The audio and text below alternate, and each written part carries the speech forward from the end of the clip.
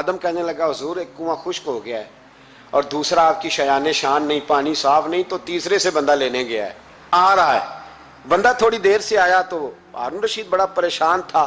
اب بات امام مالک کر رہے تھے تو وہ نہ توجہ اس کی پانی کی طرف تھی، پیالہ پانی کا اندر داخل ہوا تو ہارون رشید کا دل کرتا تھا کہ اڑ کے پانی کے قریب چلا جاؤ، لپک رہا تھا پانی کی طرف۔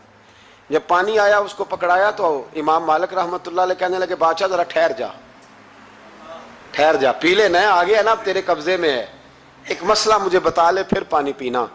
ہارون رشید ایک رات پہلے نا بڑی باتیں کر رہا تھا کہ میں حکومت صحیح چلا رہا ہوں، میرے معاملات بڑے اچھے، اپنی حکومت کی تعریفیں ایک رات پہلے ہو رہی۔ اب جب پانی پینے لگا تو امام مالک اس کو رات والی بات پہ اسے سمجھانا چاہ رہے ہیں، فرمانے لگے بادشاہ رک جا، رک گیا۔ آپ فرمانے لگے اگر یہ پانی ملتا ہی نہ،